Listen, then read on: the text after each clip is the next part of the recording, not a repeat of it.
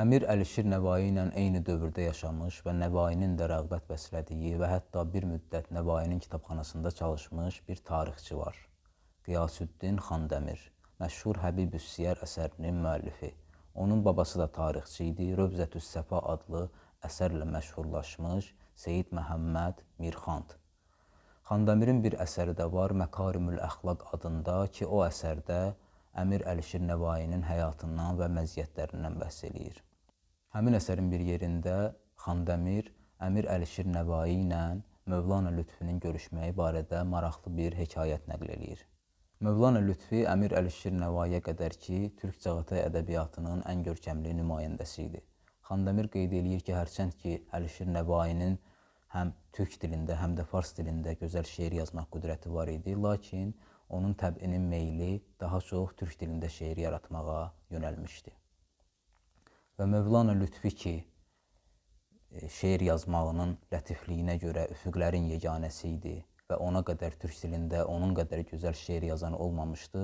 Ömrünün ahıl mərhələsində idi, Əlişir isə yeniyetmə idi, təzə-təzə ağı qaradan, yaxşını pisdən seçirdi, amma çox gözəl şeirlər yazırdı. Həmin şeirlərin sorağı ilə Mövlana Lütfi gəlir yeniyetmə Əlişirin yanına və deyir ki, qəzəllərimizdən birini oxuyun, mən də bəhrə götürüm. Əlişir bu qəzələ oxuyur ki, mətləb beyti bu cürdür. Arizin yapxaç közümdin saçulur hər ləhsə yaş, böylə kim peyda bolur yulduz nihan bolğac güyaş.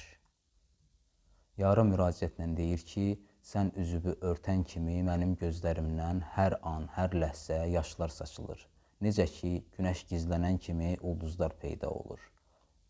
Zahirən deyir ki, yar üzün örtən kimi mən yarın üzünü görmürəm deyə ağlayıram, gözlərimdən yaşlar saçılır.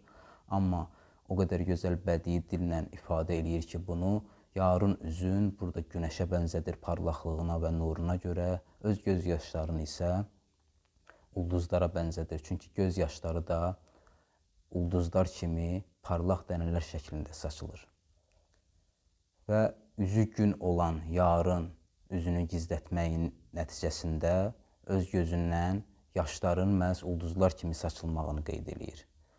Mövlana Lütfi bu qəzəli eşidən kimi heyrət dəryasına qərq olur, çox bəyənir və deyir ki, vallahi əgər mümkün olsaydı öz 10-12 min beytlik türkcə və farsça şeirlərimi bir bu qəzəlin müqabilində dəyişərdim və bu müamilədə, yəni bu alış-verişdə heç də düşünməzdim ki, uduzmuşam. Əksinə özümü qazanmış hesab eləyərdim.